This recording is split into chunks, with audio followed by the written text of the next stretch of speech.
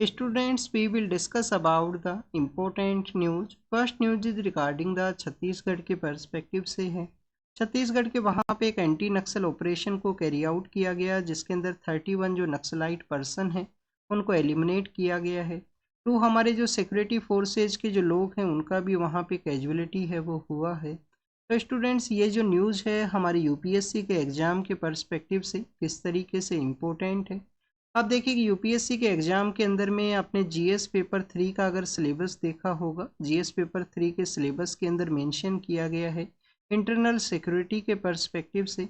और स्टूडेंट, जो नक्सल मूवमेंट है इंडिया का one of the biggest internal threat है वो भी आपको देखने के लिए मिलता है। आप देखिए कि नक्सल मूवमेंट है वो स्टार्ट होता है नक्सलबारी नाम की एक जगह है वेस्ट बंगाल के वहाँ पे। तो यूपीएससी के एग्ज़ाम के अंदर में मेंस के पेपर के अंदर आपसे क्वेश्चन पूछ लिया जाएगा, इस मूवमेंट के बिहाइंड में कौन से ऐसे रीजन हैं, किस तरीके से सोशियो इकोनॉमिक कंडीशंस हुआ करती थी इस मूवमेंट के पर्सपेक्टिव से, और गवर्नमेंट के द्वारा कौन से ऐसे इनिशिएटिव्स हैं जिनको लॉन्च किया गया है जिससे कि नक्सल मूवमेंट को एलिमिनेट किया जा सके या इससे अफेक्टेड जो पर्सन है उनको मेन स्ट्रीम के अंदर ऐड किया जा सके।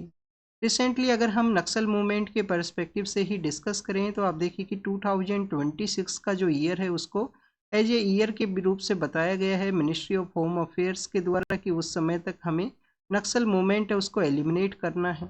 उसी वजह से आप देखिए कि प्रीवियस कुछ मंथ के दौरान में आपको काफ़ी सारे जो एंटी नक्सल ऑपरेशन है वो देखने के लिए मिलेंगे।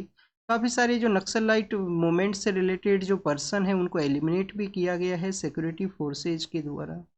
तो ये जो नक्सल मूवमेंट के पर्सपेक्टिव से हुआ, रेड कॉरिडोर की रिगार्डिंग में हमने रीड किया है जिसको कि इंडिया का बिगेस्ट इंटरनल थ्रेट है वो बताया जाता है।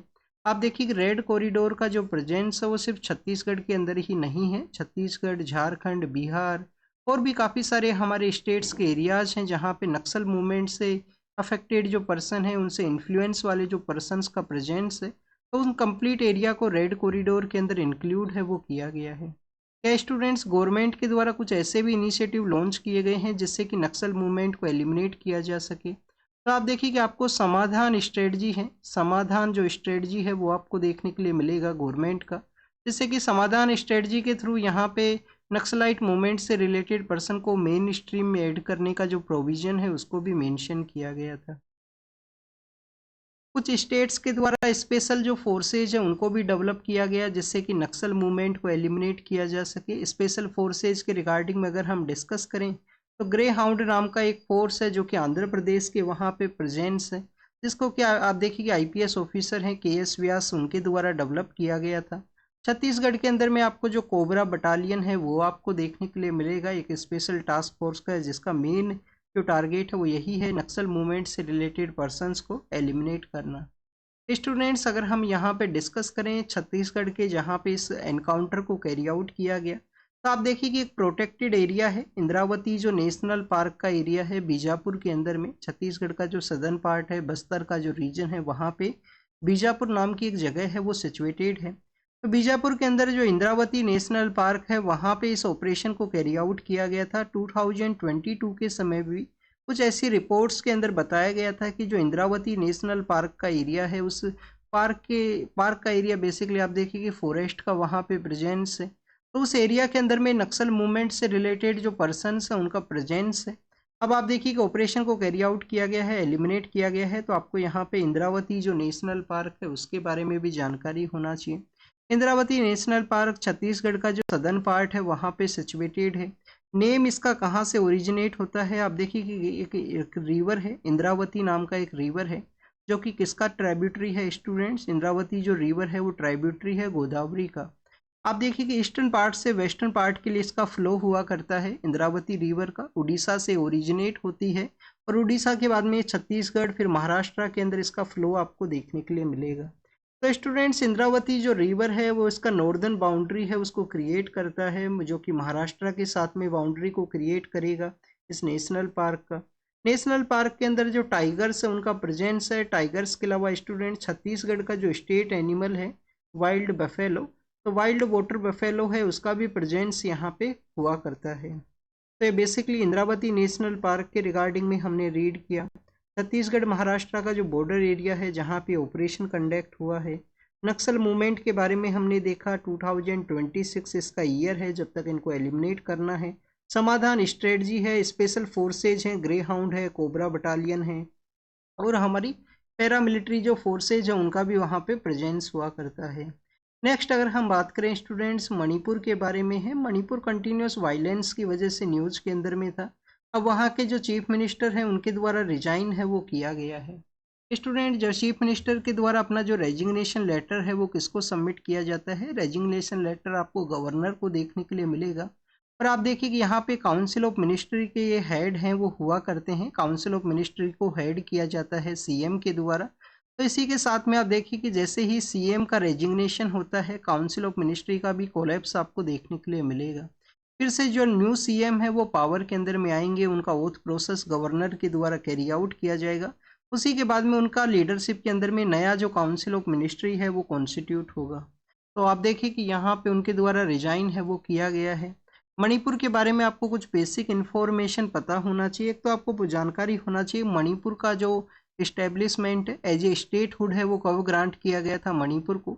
तो स्टूडेंट्स 1972 के समय में 3 जो न्यू स्टेट्स हैं वो क्रिएट किए गए थे north eastern part of India के अंदर में। एक मणिपुर है, एक मेघालय है। मेघालय के अलावा स्टूडेंट्स वहाँ पे त्रिपुरा नाम की जो जगह है, ये 3 स्टेट हैं वो क्रिएट किए जाते हैं 1972 के समय। और उसी समय में 2 यूनियन टेरिटरी हैं उनको भी बनाया गया था। एक अरुणाचल प्रदेश, फार ईस्ट के अंदर में सबसे टॉप के ऊपर अरुणाचल प्रदेश, और फार ईस्ट के अंदर में सबसे डाउन के अंदर में मिजोरम है। तो 2 यूटी बनाई जाती हैं जिनको कि 1987 के समय गोवा के साथ में स्टेटहुड है वो ग्रांट किया गया था। तो स्टूडेंट्स, सीएम के बारे में मणिपुर का जो स्टेटहुड है जो 1972 के समय में है, 19th या 20 कॉन्स्टिट्यूशन अमेंडमेंट एक्ट के थ्रू इसको स्टेटहुड है वो दिया गया था। अभी हमने मणिपुरी लैंग्वेज के बारे में भी काफ़ी बार हम रीड कर चुके हैं। मणिपुरी लैंग्वेज कैसे शेड्यूल लैंग्वेज के रूप से ऐड हुआ था। कोंकणी है, मणिपुरी है और नेपाली है, उनको एक साथ ही एज ए शेड्यूल 8 के अंदर में ऐड किया गया था। तो this is all the information related to the Manipur. Next अगर हम बात करें स्टूडेंट चीताज के बारे में है।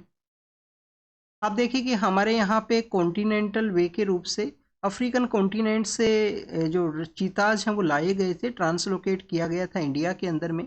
तो फर्स्ट टाइम एक कॉन्टिनेंट से अदर कॉन्टिनेंट के लिए चीता है उनका ट्रांसलोकेशन आपको देखने के लिए मिला था। हमारे जो एशियाटिक चीता हैं, एशियाटिक चीता क्यों नहीं यहाँ पे लाए गए? क्योंकि आप देखिए कि एशियाटिक चीता है वो इंडिया के अंदर में उनका एग्जिस्टेंस है वो नहीं देखने के लिए मिलेगा। और प्रेजेंट समय में उनका जो एग्जिस्टेंस है वो ईरान के वहाँ पे है। ईरान के वहाँ पे ऑलरेडी आप देखिए कि उनका जो नंबर्स हैं वो 40-50 के आसपास ही हैं ईरान के वहाँ पे चीताज का। तो इस वजह से ईरान के द्वारा डिनाई किया गया कि अगर सपोज कीजिए कोई कैजुअलिटी वहाँ पे देखने के लिए मिलता है, जब भी एक लोकेशन ट्रांसफ़र होता है तो आप देखिए कि सम हाउ इम्पैक्ट तो आपको देखने के लिए मिलेगा। तो उस वजह से ईरान के द्वारा उनको डिनाई किया गया था। फिर अफ्रीका से ये लाए गए हैं। अफ्रीकन जो चीताज हैं उनका IUCN स्टेटस है वो डिफरेंट है, और एशियाटिक चीताज हैं उनका जो IUCN स्टेटस है वो डिफरेंट है। एशियाटिक चीताज के बारे में अगर हम डिस्कस करें तो स्टूडेंट्स, इनका जो IUCN स्टेटस है वो क्रिटिकली एंडेंजर्ड है। और अफ्रीकन जो चीता हैं जो कि कूनो नेशनल पार्क के अंदर लाए गए हैं, उनका जो IUCN स्टेटस है वो वल्नरेबल है। तो ये आपको IUCN स्टेटस के बारे में भी जानकारी होना चाहिए। इनका जो फिजिकल अपीयरेंस है उसके अंदर भी डिफरेंस है। एशियाटिक चीता आपको लिटिल बिट स्मॉलर आपको बॉडी के अंदर देखने के लिए मिलते हैं। अफ्रीकन चीताज का जो आईज है वो डिफरेंट है, उनका जो बॉडी का जो कैरेक्टरिस्टिक है वो डिफरेंट है। आप देखिए कि एशियाटिक चीताज से। अब स्टूडेंट्स, कूनो के अंदर में, कूनो नेशनल पार्क के अंदर में जो पॉपुलेशन है वो इंक्रीज होने लगा है। तो वैसा ही जो टेरेन है वो होना चाहिए, वैसा ही वहाँ पे इन्वायरमेंटल कंडीशन होना चाहिए जहाँ पे चीताज को ट्रांसलोकेट है वो किया जा सके। तो मध्य प्रदेश के अंदर ही जो मंदसौर एंड नीमच डिस्ट्रिक्ट का एरिया है जहाँ पे आप देखिए कि एक वाइल्ड लाइफ सेंचुरी है वो सिचुएटेड है, जिसको कि हम Gandhi Sagar wild life sanctuary के नाम से जाना करते हैं। इसके नाम से जाना करते हैं students, Gandhi Sagar wild life sanctuary. कहाँ पे सिचुएटेड है? मध्य प्रदेश का जो नीमच एंड मंदसौर का एरिया है, एक पार्ट इसका नीमच के अंदर में है, एक पार्ट इसका मंदसौर के अंदर में है। मंदसौर आप देखिए कि गार्लिक की वजह से भी काफ़ी ज़्यादा फेमस है। गार्लिक के अंदर में जो वहाँ पे GI टैग है, वहाँ पे एक स्पेशल जो गार्लिक है उसका क्वालिटी की वजह से। तो Gandhi Sagar wild life sanctuary के अंदर में चीताज को ट्रांसलोकेट किया जाएगा। अब इस एरिया का भी यहाँ पे एक इम्पोर्टेंस है। इम्पोर्टेंस ये है कि टेरेन है वो सिमिलर है। ग्रासलैंड का वहाँ पे कंडीशन है, सावना लाइक हैबिटाट आपको देखने के लिए मिलेगा Gandhi Sagar wild life sanctuary के अंदर में। वहाँ पे आप देखिए कि आर्कोलॉजिकल सर्वे ऑफ इंडिया के द्वारा ये एक जो प्री हिस्टोरिकल जो साइट है उसके अंदर बताया गया है कि रॉक पेंटिंग जो वहाँ पे दीवार के ऊपर में या रॉक के ऊपर जो पेंटिंग हुआ करती है प्री हिस्टोरिक एरा के समय का, जैसा कि भीमबेटका के वहाँ पे भी आपको देखने के लिए मिलेगा, जो कि मध्य प्रदेश के वहाँ पे ही सिचुएटेड है भीमबेटका भी। तो आप देखिए कि उस रॉक पेंटिंग के अंदर में दिखाया गया है चीता का वहाँ पे प्रेजेंस है, मीन्स एंशियंट समय के दौरान में वहाँ पे जो चीता है उसका प्रेजेंस हुआ करता था। तो इस तरीके से आप देखिए कि गांधी सागर जो वाइल्ड लाइफ सेंचुरी है वहाँ पे ट्रांसलोकेट है वो किया जाएगा चीताज को। नेक्स्ट अगर हम बात करें वर्ल्ड के अंदर में जो वायलेंस का जो ग्रोइंग एरियाज है उसके बारे में यहाँ पे डिस्कस किया गया है हमारे जो फॉर्मर नेशनल सिक्योरिटी एडवाइजर हैं उनके द्वारा। स्टूडेंट्स उनके द्वारा यही कहा गया कि वर्ल्ड का जो ऑर्डर है प्रेजेंट समय के अंदर में, तो आप देखिए कि ऑर्डर का जो कंडीशन है वो किस किस तरीके से है, अनप्रेडिक्टेबल है, काफ़ी सारी जगह पे वायलेंस आपको देखने के लिए मिलेगा, चाहे वो यूरोप का रीजन हो, वेस्ट एशिया का रीजन हो या अदर कुछ ऐसे पार्ट्स वर्ल्ड के जो वर्ल्ड ऑर्डर को कम्प्लीटली आप देखिए कि वायलेंस का जो थ्रेट है वो देखने के लिए मिलता है। इस वायलेंस को देखते हुए यहाँ पे डिस्कस ये किया गया है कि 1979 के समय में जो टेरर एक्टिविटीज़ हैं उनका एक टर्निंग पॉइंट आपको देखने के लिए मिलेगा। 1979 के समय आप देखिए कि ईरानियन रिवॉल्यूशन है वो होता है, और भी काफ़ी सारे कंट्रीज है जहाँ पे पावर का जो ओवरथ्रोन है, पावर का जो चेंजेज है वो आपको देखने के लिए मिलेगा।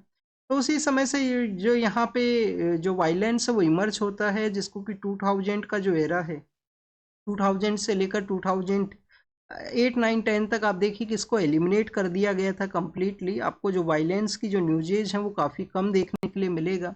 बट आप देखिए कि 2009 के समय फिर अरब स्प्रिंग जो है जो स्टार्ट होता है टूनीशिया के वहाँ से, जहाँ पे काफ़ी सारे एरियाज़ के अंदर में जो डिक्टेटर लीडर्स हैं उनको ओवरथ्रोन किया जाता है, लीडर्स को रिमूव किया जाता है लोगों के द्वारा।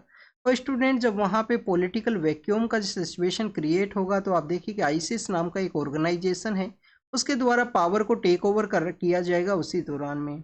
फिर आईसिस आप देखिए कि इराक एंड सीरिया का जो एरिया है वहाँ पे उसका प्रेजेंस इंक्रीज होता है। उसके बाद में आपको फिर से री इमरजेंस ऑफ जो वायलेंट एक्टिविटी है, री इमरजेंस ऑफ डेट जो टेरर ऑर्गेनाइजेशन है उनका आपको देखने के लिए मिलता है। तो उस दौरान में काफ़ी सारे अलशबाब हैं, बोको हरम हैं, ऐसे भी जो ऑर्गेनाइजेशन है उनका भी प्रेजेंस इंक्रीज हुआ है। फिर आप देखिए कि अब फिर से उनको एलिमिनेट करने के बाद में अब रिसेंटली कुछ दोबारा से री इमरजेंस ऑफ यहाँ पे जो टेरर एक्टिविटी है, जैसे कि HTS नाम का जो टेरर ऑर्गेनाइजेशन है उनके द्वारा सीरिया के वहाँ पे पावर को टेक ओवर किया गया। स्टूडेंट्स ऐसे ही एक जो वायलेंस के जो इमरजेंस है वो आपको बांग्लादेश के वहाँ पे देखने के लिए मिलेगा। हमास, हजबुल्ला एंड होती रेबल्स के द्वारा आप देखिए कि कंटिन्यूस डिस्टरबेंस है उसको क्रिएट किया गया है वेस्ट एशिया के अंदर में। तो इस तरीके का जो रिसेंट न्यूज़ है उनको देखते हुए यहाँ पे कंटिन्यूस वायलेंस को किस तरीके से रोका जा सके, जो ग्रोइंग आर्क ऑफ वायलेंस है उसको रोकने का ज़रूरत है, उसको कंटिन्यूस मॉनिटर करने का ज़रूरत है। नेक्स्ट आप देखिए कि साइंटिफिक रिसर्च के बारे में है। हमारा जो फंडामेंटल ड्यूटीज़ है उसके अंदर भी बताया गया है कि हर एक इंडियन सिटीजन का ड्यूटी है कि साइंटिफिक टेम्पर को उनके द्वारा इंक्रीज है वो किया जाए। अभी रिसेंटली हमारे बजट के अलोकेशन के अंदर में साइंटिफिक सेक्टर के रिगार्डिंग में किस तरीके का अलोकेशन है तो उसको यहाँ पे डिस्कस किया गया है। साइंटिफिक रिसर्च के अंदर में आप देखिए कि 20,000 जो करोड़ हैं वो खर्च किए जाएंगे। स्मॉल मॉड्यूलर रिएक्टर्स को बनाया जाएगा 2033 तक। तो आप देखिए कि one kind of major fund है उसको अलोकेट किया गया है। बट अगर हम इस फंड के अलावा डिस्कस करें स्टूडेंट्स, तो प्राइवेट सेक्टर का जो रिसर्च एंड डेवलपमेंट के अंदर में जो कंट्रीब्यूशन होना चाहिए वो अभी नहीं देखने के लिए मिला है जितना यहाँ पे एक्सपेक्ट किया गया था। स्टूडेंट जो 0.64% जीडीपी का हम कंट्रीब्यूट करते हैं रिसर्च एंड डेवलपमेंट के अंदर में, 0.64% है किसका, जीडीपी का जो हम कंट्रीब्यूट करते हैं। आप देखिए कि किसके अंदर में, रिसर्च एंड डेवलपमेंट एक्टिविटी के अंदर में वन ऑफ द लोवेस्ट हमारा जो कंट्रीब्यूशन है, जो लोवेस्ट हमारा इस एरिया के अंदर में जो स्पेंडिंग है वो देखने के लिए मिलेगा। तो अभी यहाँ पे जो बेसिकली डिस्कस यही किया गया है कि हायर जो यहाँ पे फंड एलोकेट किया गया है वो एनफ नहीं है। साइंटिफिक रिसर्च के पर्सपेक्टिव से प्राइवेट सेक्टर का जो यहाँ पे कंट्रीब्यूशन है, प्राइवेट सेक्टर का जो पार्टिसिपेशन है उसको इंक्रीज करने का ज़रूरत है। नेक्स्ट आप देखिए कि स्टूडेंट्स रेलवे का जो बजट के अंदर में क्या लोकेट किया गया तो उसके बारे में है यहाँ पे डिस्कशन। बट आपको एक इन्फॉर्मेशन होना चाहिए कि 1921 के समय से एक कमेटी है वो कॉन्स्टिट्यूट होता है। कमेटी का नाम है एसी वॉर्थी, अकवॉर्थी कमेटी है, सॉरी अकवॉर्थी कमेटी, अकवॉर्थी कमेटी के द्वारा स्टूडेंट्स रेलवे बजट है उसको सेपरेट कर दिया गया था जनरल बजट से। फिर ये आपको जो कंटिन्यूस प्रैक्टिस है वो देखने के लिए मिलेगा आफ्टर द इंडिपेंडेंस के बाद में भी। 2015-16 के समय में गवर्नमेंट के द्वारा कुछ यहाँ पे जो कमेटी है उनको कॉन्स्टिट्यूट किया जाता है। विवेक देबराय कमेटी है, और भी काफ़ी सारी कमेटीज हैं जिनके द्वारा रेलवे बजट और जनरल बजट को मर्जर के बारे में मेंशन किया गया। क्योंकि आप देखिए कि बाद में ये यहाँ पे एक पॉपुलिस्टिक मेजर है वो देखने के लिए मिलेगा कि काफ़ी बार अलायंस का जब गवर्नमेंट हुआ करता था तो जो बिगेस्ट अलायंस पार्टनर है उसको रेलवे का जो मिनिस्ट्री है वो ऑफर किया जाता था। तो स्टूडेंट्स ये रेलवे बजट के रिगार्डिंग में है यहाँ पे। अब यहाँ पे रेलवे बजट को क्या अलोकेट किया गया तो उसके बारे में डिस्कस किया गया है। आप देखिए कि फंड यहाँ पे अलोकेट किए गए हैं इंफ्रास्ट्रक्चर को बूस्ट करने के पर्सपेक्टिव से, बट आपको कवच का जो सिस्टम है, क्योंकि आप देखिए कि कवच सिस्टम को इम्प्लीमेंट किया जाए रेलवे के अंदर में, उसके रिगार्डिंग में किसी भी तरीके का मेंशन है वो नहीं देखने के लिए मिलेगा। जो इनिशिएट किया गया था कि 1400 के आसपास जो किलोमीटर का एक रेलवे लाइन है जिसके ऊपर कवच का जो सिस्टम है उसको इम्प्लीमेंट किया जाएगा, जिससे कि जो भी कोई कोलिजन है उसको रोका जा सके। उसके रिगार्डिंग में भी अभी आपको किसी तरीके का जो प्रोग्रेस है वो नहीं देखने के लिए मिलेगा। फ्राइट जो रेल्स हैं उनके बारे में मेंशन है कि 1.6 बिलियन का हमारे यहाँ पे कार्गो है उसको कैरी करती हैं रेलवेज। तो उस एरिया को भी आप देखिए कि अपग्रेड करने का ज़रूरत है। नेक्स्ट स्टूडेंट्स अर्बन एरिया के पर्सपेक्टिव से है। आप देखिए अर्बनाइजेशन जो है वो इम्पोर्टेंट है। काफ़ी सारे लोग हैं वो अपना इकोनॉमिक एस्पिरेशन को फुलफिल करने के रिगार्डिंग में अर्बन एरियाज के लिए माइग्रेट करते हैं। तो यहाँ पे अर्बनाइजेशन के बारे में डिस्कस ये किया गया है कि टोटल हमारा जो जीडीपी का कंट्रीब्यूशन है वो 67% अर्बन एरिया से आपको देखने के लिए मिलता है। आप देखिए कि 10,000 करोड़ का एक यहाँ पे जो चल एक फंड है उसको बेसिकली डेवलप किया गया है जिससे कि अर्बनाइजेशन का जो प्रॉब्लम्स है उनको डील किया जा सके। हमारे यूपीएससी का जो मेंस का पेपर 1 है, जीएस पेपर 1, उसके सिलेबस के अंदर भी मेंशन किया गया है कि जो हमारे कंट्री के अंदर अर्बनाइजेशन है उसका क्या प्रॉब्लम्स है, उनका क्या रेमेडीज है, उसके बारे में आपको बताना है। क्वेश्चन भी आपसे पूछे जाते हैं, चाहे वो अर्बन फ्लड का क्वेश्चन हो, चाहे यहाँ पे हमारे सस्टेनेबल ग्रीन सिटीज़ का किस तरीके से डेवलप किया जाए उसका क्वेश्चन है, वो आपसे जो सवाल हैं वो ज़रूर से हुआ करते हैं। स्टूडेंट्स रिसेंटली आप देखिए कि हमारे जो पॉलिटिकल लीडर हैं वो फ्रांस के विजिट के लिए जाएंगे। आर्टिफिशियल इंटेलिजेंस का जो मीटिंग है उसको वहाँ पे वो मीटिंग को कैरी आउट करेंगे। उसके बाद में यूएस के वहाँ पे उनका विजिट है। तो डिस्कस यही किया गया है कि अभी हमने जो स्मॉल मॉड्यूलर रिएक्टर्स को जो डेवलप करने का बात किया गया है उसके अंदर में जो फॉरेन कंपनीज हैं उनका भी यहाँ पे कंट्रीब्यूशन है, जो सपोर्ट है वो प्रोवाइड किया जाए। उसी के रिगार्डिंग में स्टूडेंट्स हमारे यहाँ पे जो सिविल लाइबिलिटी है न्यूक्लियर डैमेज एक्ट का उसको अमेंड किया जाएगा। एटॉमिक एनर्जी एक्ट है 1962 का उसको अमेंड किया जाएगा। और प्रेजेंट समय में हमारे कंट्री के अंदर में रसिया नाम का जो कंट्री है उनका ही न्यूक्लियर सेक्टर के अंदर में जो कंट्रीब्यूशन है या जो सपोर्ट है वो आपको देखने के लिए मिलता है। Students US and France companies को स्मॉलर मॉड्यूलर रिएक्टर के अंदर में उनका जो सपोर्ट है वो कैरी आउट किया जा सके। 100 गीगावाट का जो न्यूक्लियर एनर्जी है उसको हमें डेवलप करना है 2047 तक। तो ये भी हमारा एक ये टारगेट है। नेक्स्ट स्टूडेंट्स यहाँ पे गोल्ड स्मगलिंग के बारे में है। आप देखिए कि गोल्ड का जो स्मगलिंग है वो देखने के लिए मिला है, गोल्ड का जो स्मगलिंग है वो हुआ करता था काफ़ी ज़्यादा। फिर हमारे गवर्नमेंट के द्वारा जिस तरीके से जो भी वहाँ पे एक्स्ट्रा ड्यूटी है उसका जो इंपोर्ट ड्यूटीज है उनको रिड्यूस किया गया, जिससे कि लोगों के द्वारा अब उस जो स्मगलिंग प्रोसेस है वो रिड्यूस हुआ है, ये बताया गया है एक रिपोर्ट के अंदर में। नेक्स्ट अगर हम बात करें मेघालय के पर्सपेक्टिव से है।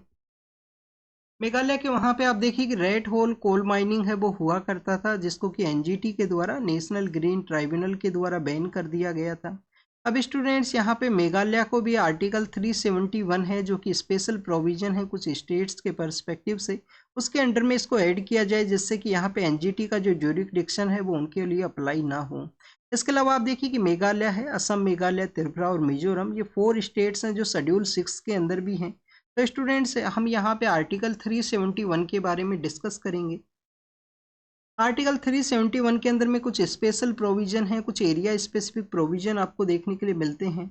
371 जो आर्टिकल है वो गुजरात और महाराष्ट्र के पर्सपेक्टिव से है। फिर आप देखिए कि 371A है, 371A आपको नागालैंड के पर्सपेक्टिव से देखने के लिए मिलेगा, नागालैंड के पर्सपेक्टिव से। 371B है, 371B है स्टूडेंट्स आसाम के पर्सपेक्टिव से, कुछ एरियाज का वहाँ पे प्रोविजन मेंशन है। और 371 जो C है वो मणिपुर के पर्सपेक्टिव से है, जिसको कि अभी हमने डिस्कस किया। D एंड E है जो आंध्र प्रदेश एंड तेलंगाना के बारे में है, D एंड E है जो आंध्र प्रदेश एंड तेलंगाना के बारे में है। बट याद रखना E का जो नेम है वो एजुकेशन के साथ में है, तो वहाँ पे सेंट्रल यूनिवर्सिटी के इस्टेब्लिशमेंट के पर्सपेक्टिव से है 371E। 371F है जो हम सिक्किम के बारे में डिस्कस करते हैं। सिक्किम को जब ऐड किया गया था कुछ वहाँ पे स्पेशल प्रोविजन मेंशन किए गए थे कि जब भी इलेक्शन कंडक्ट होंगे सिक्किम ओरिजिन का जो पर्सन है वही इलेक्शन को कंटेस्ट करेगा, जो लोकसभा के वहाँ पे सिक्किम के अंदर हुआ करते हैं। फिर स्टूडेंट्स 371F के बाद में 371G है जो मिजोरम के पर्सपेक्टिव से है, 371H है जो अरुणाचल प्रदेश है, I और J है जो गोवा एंड कर्नाटक के रिगार्डिंग में है। तो 371 के अंदर मेघालय को भी यहाँ पे ऐड किया जाए, मेघालय के ऊपर NGT का जो रूल है वो नए एप्लीकेबल हो और वहाँ पे जो रेड होल कोल माइनिंग है उसको कैरी आउट किया जा सके। बट रिसेंटली आप देखिए कि कोल माइनिंग के अंदर भी काफ़ी सारा कैजुअलिटी है जो हुआ था, कैजुअलिटी अभी आसाम के अंदर देखने के लिए मिला था, तो इस तरीके का वहाँ पे इलेक्शन के अंदर में ये डिमांड है। नेक्स्ट अगर हम बात करें प्रेसिडेंट मैम के द्वारा कुंभ मेला के लिए विजिट किया जाएगा, उसके बारे में मेंशन है। कुंभ मेला 4 प्लेसेस पे ऑर्गेनाइज होता है, नासिक है, उज्जैन है, प्रयागराज है और हरिद्वार का जो एरिया है वहाँ पे। एरोस्पेस शो के बारे में है, one of the biggest air show है जो एशिया का हुआ करता है, इंडिया के बेंगलोर के वहाँ पे। तो आप देखिए कि ग्लोबल जो एरोस्पेस के अंदर में इंडिया का इस तरीके से कैरी आउट करना, ग्लोबल जो कॉन्फिडेंस है वो भी बिल्ट हुआ है, उसके बारे में यहाँ पे मेंशन किया गया।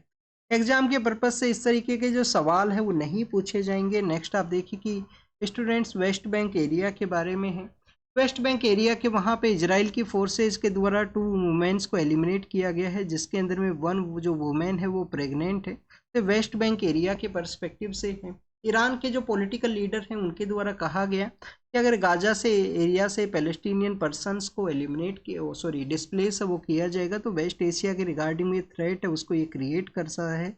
नॉर्दर्न कोरिया के द्वारा यूएस का जो अलायंस है उनके एरिया के अंदर में जापान एंड साउथ कोरिया के साथ में, तो उसको यहाँ पे उसके अगेंस्ट में जो अपोज है वो किया गया है। नामीबिया के एक पॉलिटिकल लीडर हैं जो कि इंडिपेंडेंस के इम्पोर्टेंट लीडर हुआ करते थे, उनका अभी रिसेंटली डेथ हुआ है। नामीबिया कहाँ पे सिचुएटेड है, आप देखिए कि south western part of Africa का जो एरिया है वहाँ पे, जो कि साउथ अफ्रीका के साथ में बोट्सवाना के साथ में अपना जो एरिया है वो शेयर करता है। और भी कुछ कंट्रीज है जहाँ जिनके साथ में अपना एरिया है वो शेयर करता है, अंगोला नाम का जो कंट्री है। नेक्स्ट आप देखिए कि यहाँ पे जो गाजा स्ट्रिप के ही पर्सपेक्टिव से है, नेतन्याहू जो इजराइल के पॉलिटिकल लीडर हैं उनका जिस तरीके से यहाँ पे डिस्कस किया गया तो उसको बेसिकली उसके बारे में मेंशन किया गया है कि कैसे यहाँ पे गाजा के लोगों को एलिमिनेट किया जाएगा, और इनके इस प्लान को कम्प्लीटली वेस्ट एशिया के जो कंट्रीज हैं उनके द्वारा रिजेक्ट वो किया गया है। तो this is all the information related to the today's newspaper. आप इसको रीड कीजिए, रिवाइज कीजिए, जो भी इंफॉर्मेशन आपको मिला है उसको नोट डाउन कीजिए। Thank you students, thank you very